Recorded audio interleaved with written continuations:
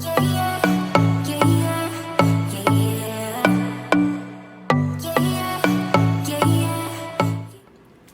morning, good afternoon, good evening, whatever time it is that you are tuning in. This is Unapologetically Me, featuring me. No special guest, just me. So today, what are we talking about? First of all, welcome to anybody who is new here.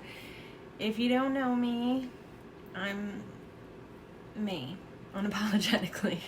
The name says it all. Anyway, if you're new here, thank you very, very much for clicking on this video. I hope that you enjoy it and learn some information about it.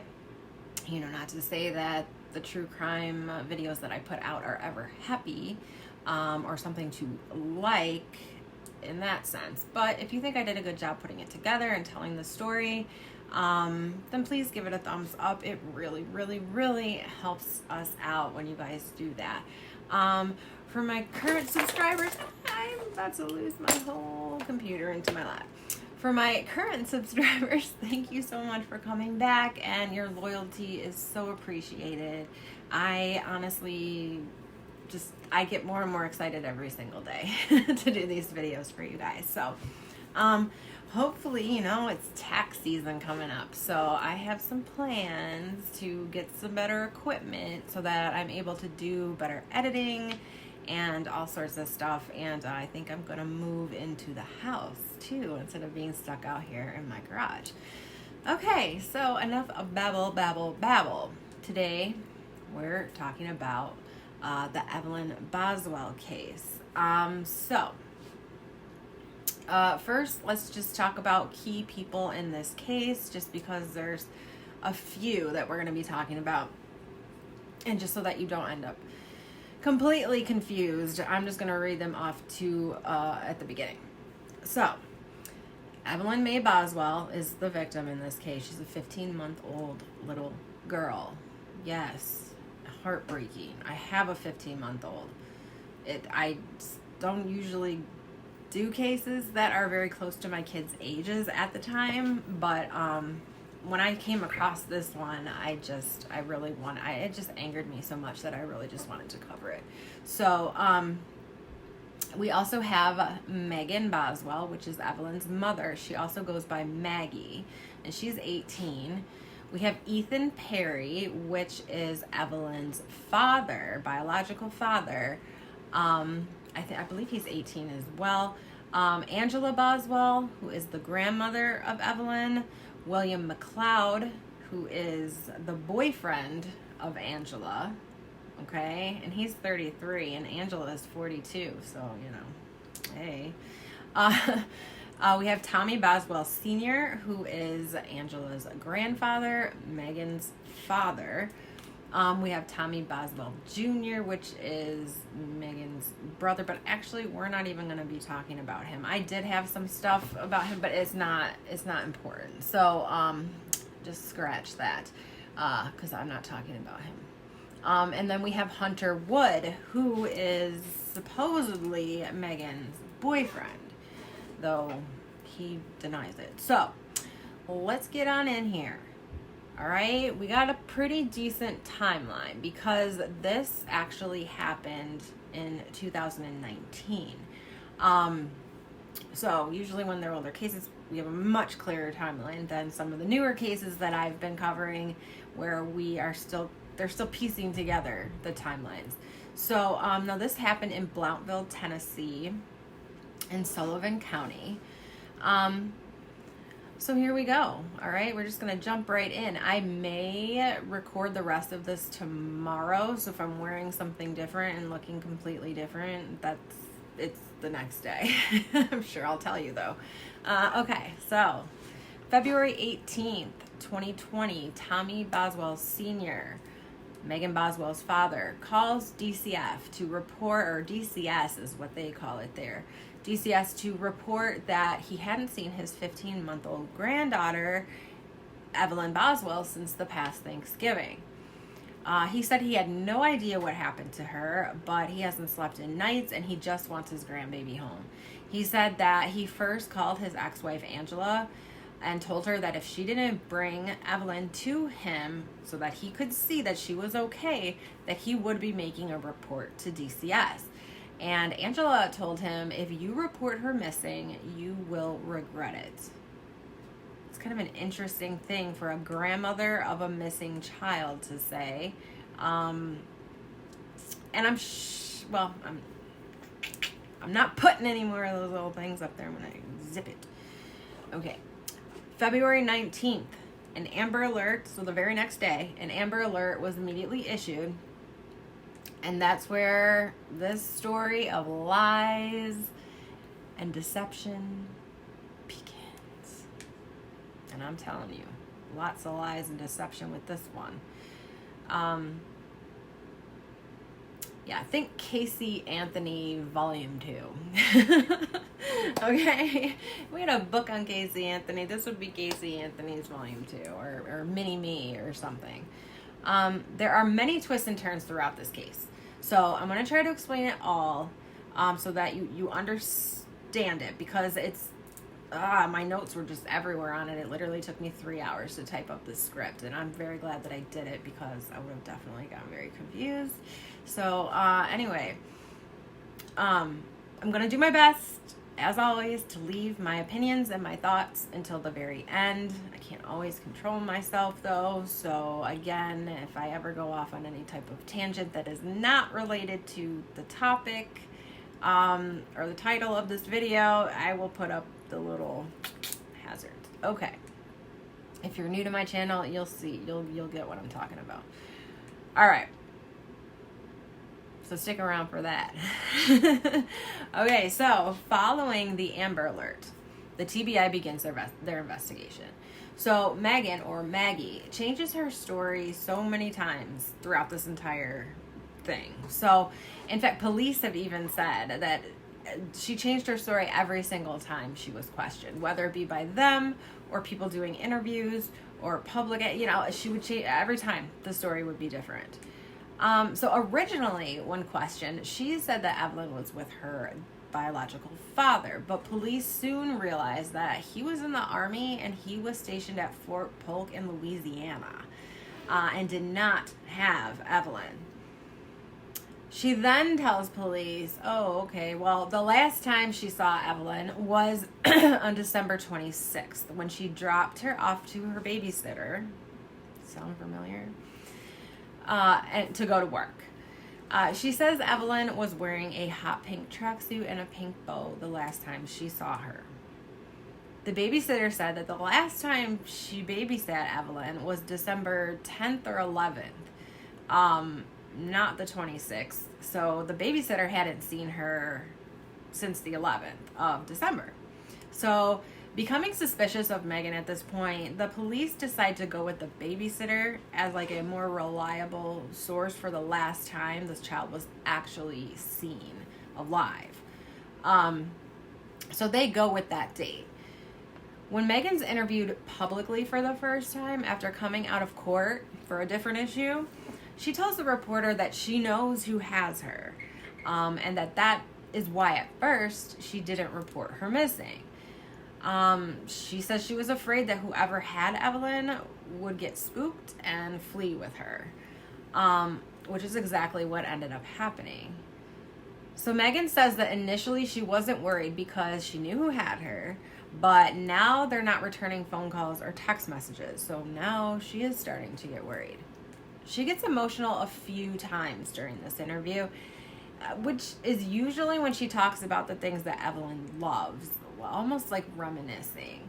As soon as she said that she would be 15 months old today, because the interviewer reporter asked her, and how old is she exactly? And she said 15 months. Actually, she'd be 15 months today. And you can just see her face change. And personality-wise, I know, like looking on TV and just kind of seeing a picture, it's a lot harder to, envision a baby. Like her favorite food is like sweet potatoes. She's really sweet. She loves to give people kisses. Favorite song is Baby Shark. Just like that kind of stuff. Can you tell me, what's her favorite toy? She has a little Baby Shark puppet. What would y'all do together? Well, she loves to take baths. That was her favorite thing, and she had little shark toys that swim in the bath and stuff like that. How old is she now? She's 15 months today, actually. Oh, wow. Can you tell me a little bit, like, so you said she's very sweet. Is she sweet with everybody, or just... She is. She loves everybody. Mm-hmm.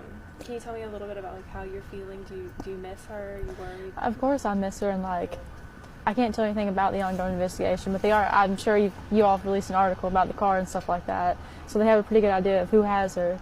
I mean, if they're watching, I just want them to bring her back. Is there anything you'd like to say to them if they're watching? I just want her back. You know, that's my child. I'm sorry. I know this must be hard. Why don't you tell me a little bit more about her? Do you have any pictures of her? Have you been looking? Not on me, no. Not on you. Have you been looking at photos and stuff of her while you're? How are you coping with all of this? I just want her back. Just want her back.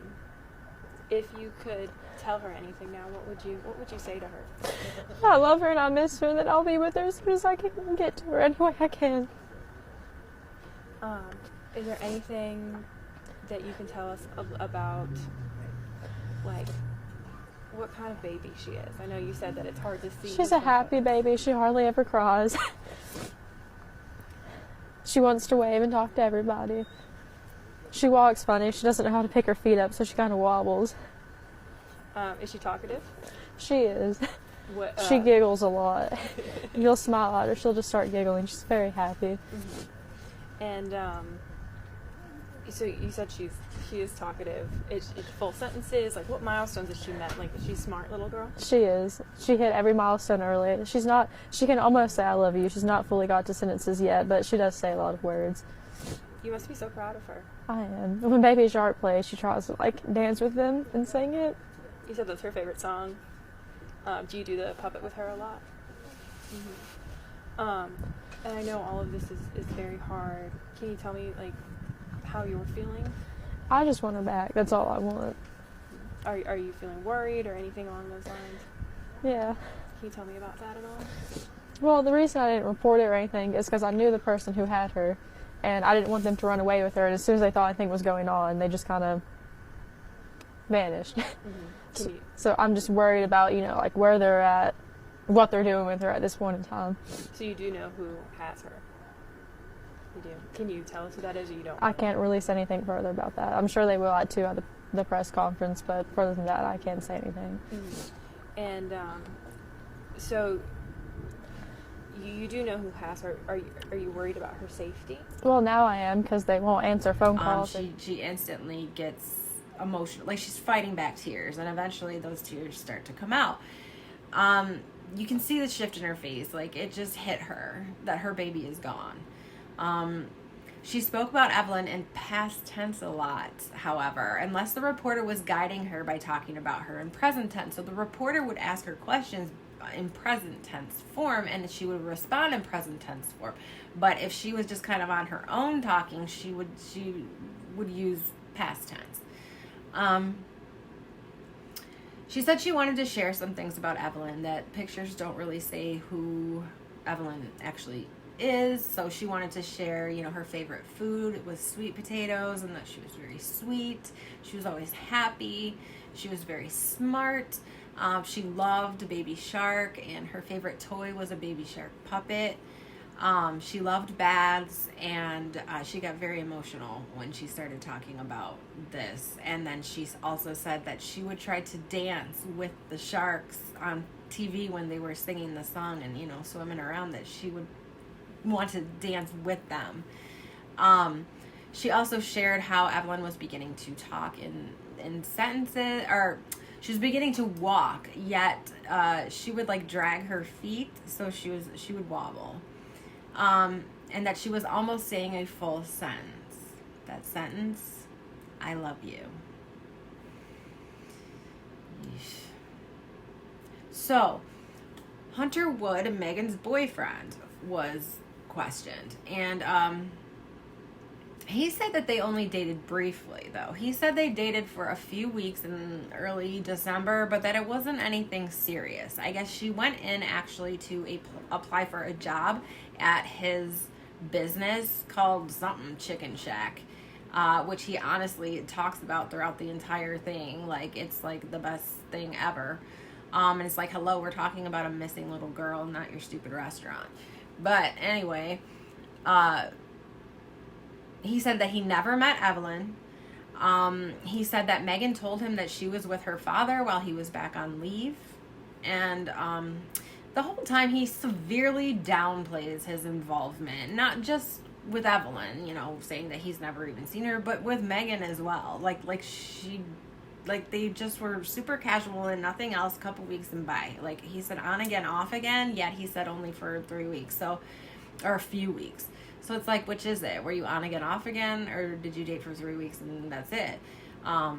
I don't know. He seemed, like I said, more concerned with his declining chicken sales of his chicken shack due to all of this than anything else. He even referred to Evelyn as that child once or twice and it once. I believe he corrected himself after he said it and said she, but you know, anyway. Yeah, I guess his business has gone down because of this, and he had to take his Facebook page down, so it's like, you know, that's all he's very concerned with right now, selling his chicken. Meghan has a second, okay, so like I said, he's downplaying it, right? He's downplaying that they really were anything. But Meghan has a second Facebook page that she actually posted from during this, under the name of Maggie Wood. Now, Hunter Wood, Maggie Boswell. So, either he's lying about how serious they were, which maybe, or she has some serious obsessive issues with him for some reason. Though if I had to guess which one, I would probably say the latter, but I kind of feel like he is downplaying it because he doesn't want to be involved, because he hasn't ever seen Evelyn and he doesn't want to be drug into this. Plus, his poor chicken shack is like going to end up being nothing but a shack soon if he is drug into this. So, I kind of think it might be both of them, but I also think that she has some serious issues to put his name as her last name on a second Facebook page and still have it there when they're supposedly not together anymore. Anyway, like I said, we don't know who's telling the truth. We do know at some point that she is very good at lying, but we'll get there. So Hunter also said something that Meghan never did, which was that one time when they were together, she got a phone call from Ethan, Evelyn's father, and he told her that Evelyn had fallen off the bed and broken her arm and that he had to take her to the hospital. Now, he said, I don't know, that's just what Meghan told me. Now, why he brought that up, I don't know, and Meghan's never brought that up. I'm not sure if anyone's asked her about it, though, either, so, I don't know. February 21st, 2020, the TBI puts out a bolo for a stolen 2007 gray BMW. This vehicle was being driven by Angela Boswell and her boyfriend, William McLeod. They were arrested in North Carolina for the theft of the vehicle and fleeing the state during an investigation. Now, here's a twist for you, too. So, the BMW that they were driving actually belonged to Meghan's on again, off again, not so serious, few weeks in December boyfriend, Hunter Wood. His family. Yeah. Where am I? Angela was supposed to buy it from, I don't know who was selling it. His family was selling it, and Angela said that she was going to buy it from him, but no money was ever exchanged, and then she just like takes off with the vehicle. So they report it stolen, obviously. When asked by the police about this, Angela said that Hunter gave her the car, and that she wasn't fleeing the state at all. She just left to clear her head. Excuse me, but what? Your granddaughter is missing, and you're leaving the state to clear your head. And obviously she gives two shits about her daughter. So the two end up bonding out. Now, February 22nd, so this timeline is very, very quick. This all happens within a matter of 10 days, okay, or so. So February 22nd, 2020, Evelyn's law is put into place. And this is a law that they decided to pass because this happened. She was missing for 2 months before she was reported. So they put Evelyn Boswell's law into place. And this is a law now that states that a parent legally has to report a child missing within 24 hours or they will be charged with a crime. February 23rd, 2020, Meghan does another interview. This time she says that her mom had Evelyn this whole time. That her mom is a vindictive person and has been threatening Meghan this whole entire time. She says that February 19th was the last time that she talked to her mom, and that was the day that the Amber Alert was put out. She says that TBI knows exactly where they are, and that she's told them this, that they're at a campsite in Mendota, Virginia, and that they have Evelyn in a silver camper, and that her mom possibly brought to this person that's staying there, and that that's where Evelyn is. She tells the reporter that the TBI is refusing to look into this, that they're not searching. She's getting real ticked off, and if they don't take this seriously and go search here at this campsite in Mendota, Virginia, that she is going to go there herself, but which they don't want her participating because they don't want her tampering with evidence. Time you saw her.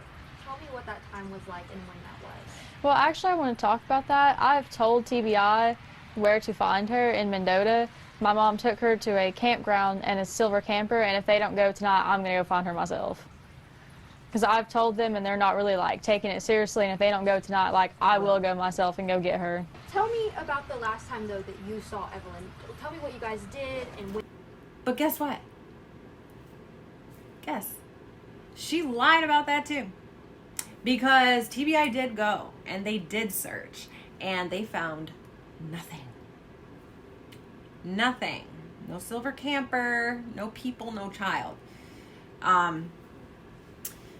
So February 24th, she posts to Facebook and says that the police want her to take a polygraph test, but that she can't take it. She really wants to, but she can't. And the reason that she can't is because she's pregnant. Well, guess what? Police said they don't even have a polygraph machine, for one, and the TBI said they never asked her to take a polygraph. And guess what? She's not pregnant either. She also talked about how her family is a gypsy family and how proud her dad is about being a gypsy and the gypsy life. But that they aren't the steal your kid kind of gypsies. They're not a cult.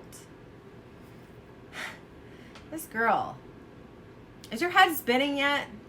Is it? Mine was, and the police had about enough of it all too. And her little story times, Meghan and her little story time stories. So on February 25th, police arrest Meghan Boswell for making false claims and impeding the investigation of her own daughter with all her bullshit stories and blatant bold-faced lies. February 26th, a press conference was held stating she was actually charged with 12 counts of filing false reports, 12 to be exact, and was being held on a $25,000 bond. Good morning. I'm back. Okay, so we're going to jump right in as if I never left you, except I did. Sorry about that. Did you miss me? Okay, so we ended the last video with being held at a $25,000 bond. So February 27th of 2020, the TBI goes to North Carolina to search a pond. And this was from a tip that was called in by William McLeod's. Now this is Angela's boyfriend. So Meghan's mother's boyfriend, 33-year-old boyfriend, William McLeod's grandmother. And the pond that she wanted searched was on her property. The grandmother said that William and Angela came to her house in a BMW and asked for gas money, saying that they need to get the hell out of here. She noticed Will's feet were wet, which was weird, or William's feet were wet, which was weird. And then after finding out about Evelyn being missing, she called police. So they searched the pond and found nothing. February 28th, 2020, police got another tip to search a trailer park property, which just so happened to be Tommy Boswell Sr.'s property. The same Tommy Boswell that reported Evelyn missing. So they searched. Again, they found nothing. Every tip, every lead, every theory, every story that the police have been told and, given this far has produced zero results. They have nothing. They're coming up empty on every search that they've done. Every tip has not panned out. They are just at a loss at this point. Until they get another tip. Tommy Boswell has another property just a couple miles up from the trailer park property that he owns. So they go there to search yet again. And on March 6th, 2020, they find the body of 15-month-old Evelyn Mae Boswell. She was found in a shed on that property, surrounded by toys, covered in a blanket, wearing exactly what Meghan said she was wearing the last time she saw her. Proving that Meghan can tell the truth, because that's about the only thing she has said that ended up being true. She was wearing that hot pink tracksuit with a pink bow. A news reporter on the scene shared that she heard screaming and wailing coming from inside, presumably Tommy Boswell, just in complete brokenheartedness and terror and sadness at seeing his sweet little grandbaby, Evelyn, deceased right there in his shed on his property where she likely had been this whole time. Is that what Angela meant when she told him at the beginning of all of this that if he ever reported Evelyn missing that he would regret it because they framed him?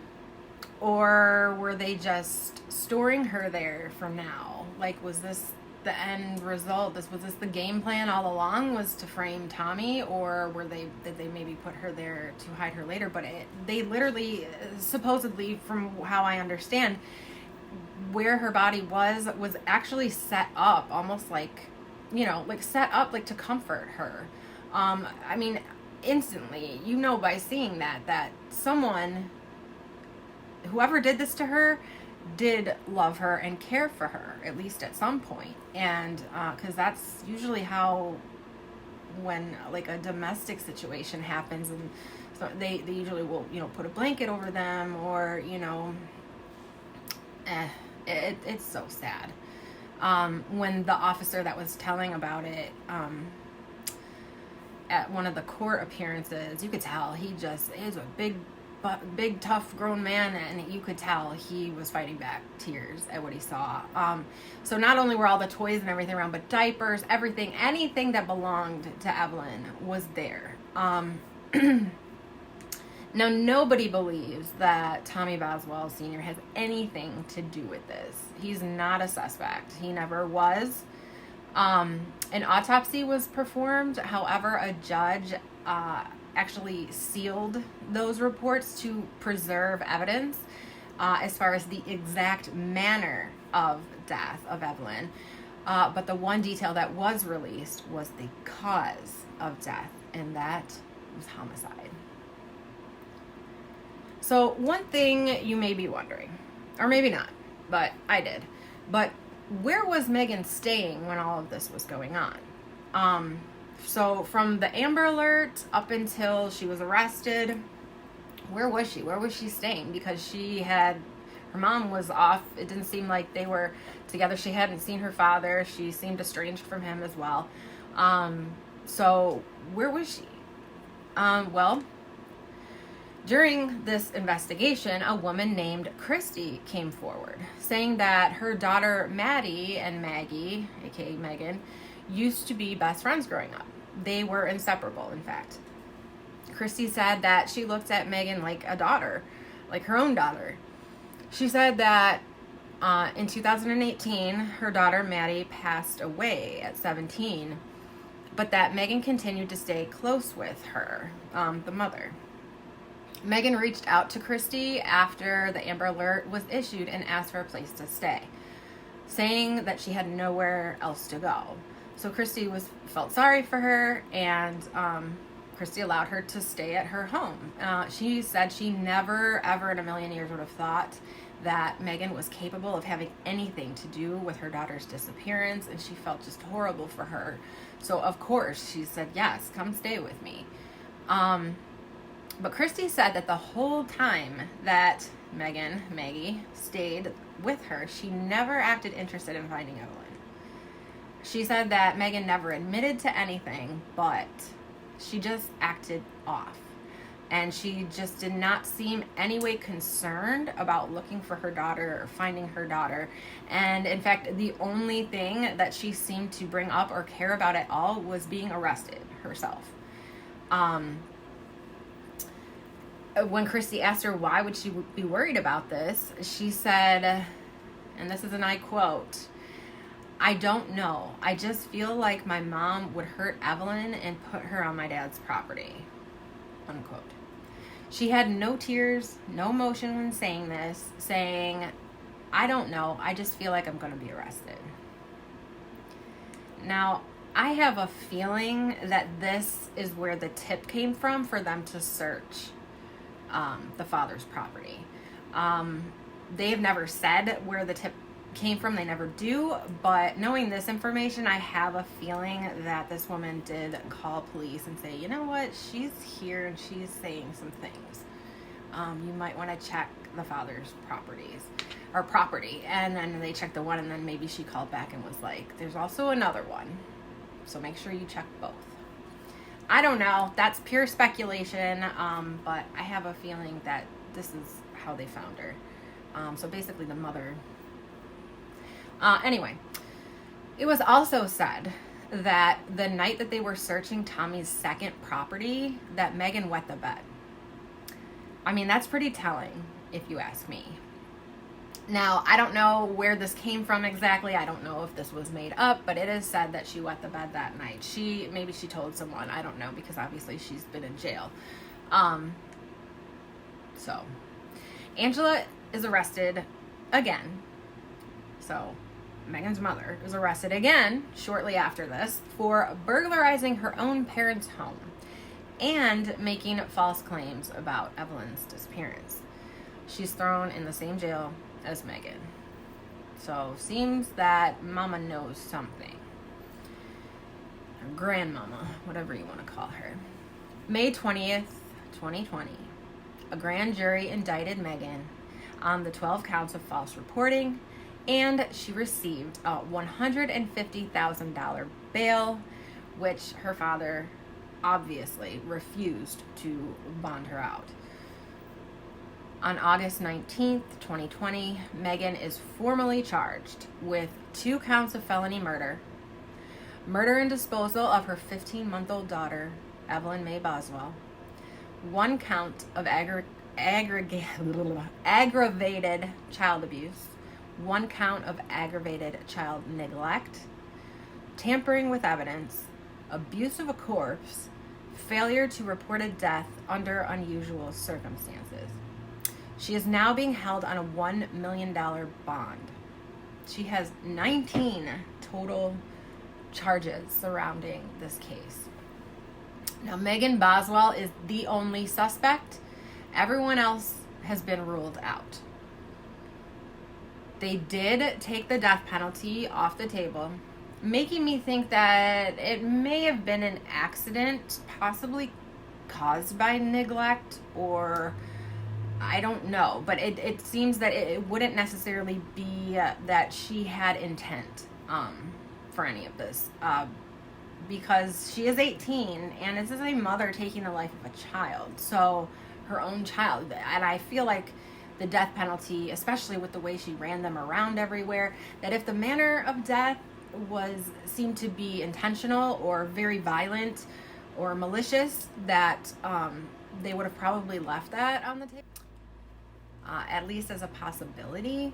But I think that, and well, we have zero discovery at this point as far as public knowledge of discovery, which, duh, okay, we're not. This is going to trial, and they're not gonna, they may, as it gets closer, maybe throw a couple things out, or prosecution may, she does have another bond hearing coming up to see if they're gonna reduce bond. She actually had one already, after about 2 years of being in, and they denied that. So, she does have another one coming up in April. So unless some more discovery is brought out during that, a lot of time in bond hearings, the prosecution will bring out more evidence to kind of say this is why you should not lower the bond. But the only person that would pay this bond would be her father at this point, and her father is refusing. I mean, her father's devastated by this whole thing. So I don't think even if they reduced it, she's gonna be out, but I could see them holding it as well, because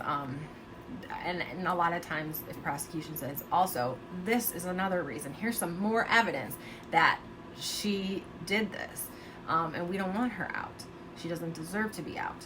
So her trial is set for September 26th of 2022. So I will definitely be interested in that. We have a lot of trials coming up on cases that I've done, like Aiden Fuji's is coming up too, around the same exact time. So we will see what happens with that. Now, my opinion is,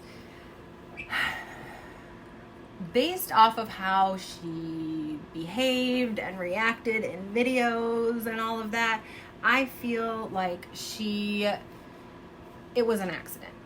And I kind of feel like you could tell certain times when she was being interviewed that it would hit her, the reality that her daughter she's never going to hold her daughter again. She's never going to play baby shark with her daughter again.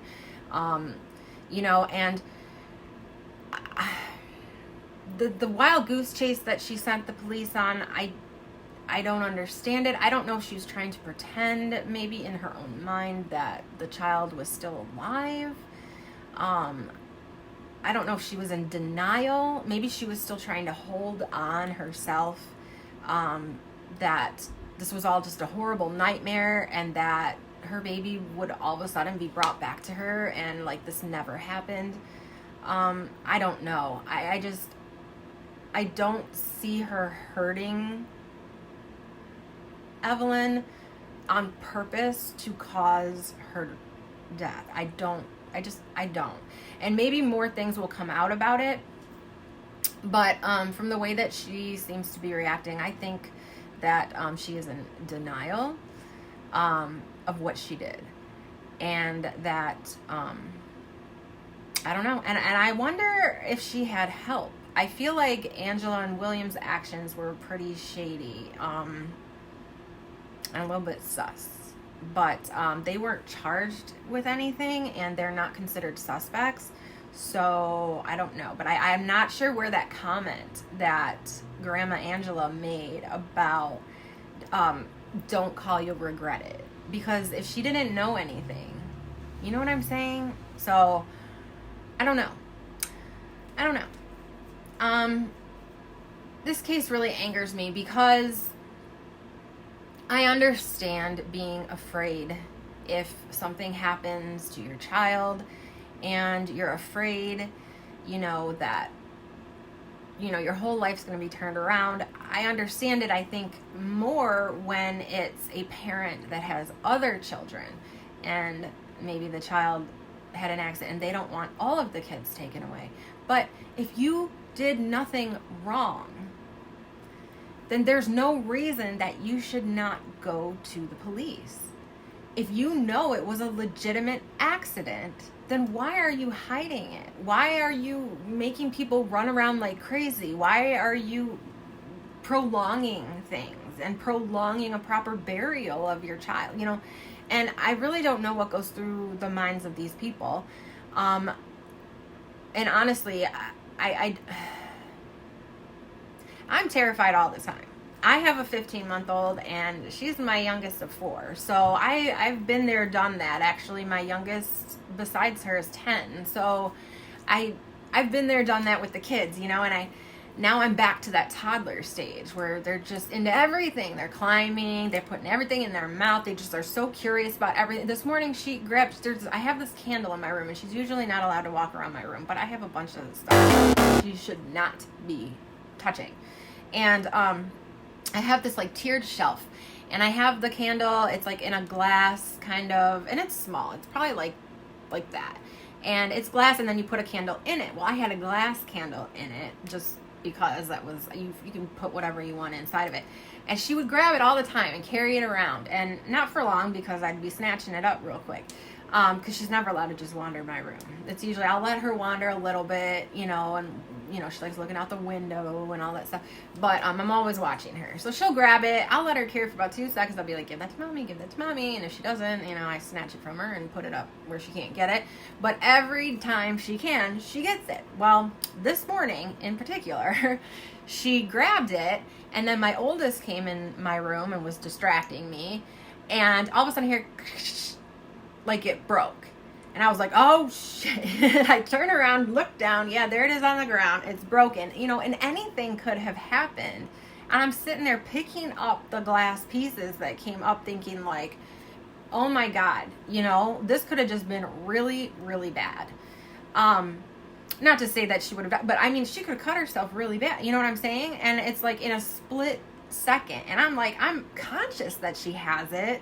And I'm about to take it from her. I'm literally distracted for a couple seconds. And that could have been nightmarish if I, you know, wasn't paying full attention. So anyway, I can see how accidents happen. Everybody can.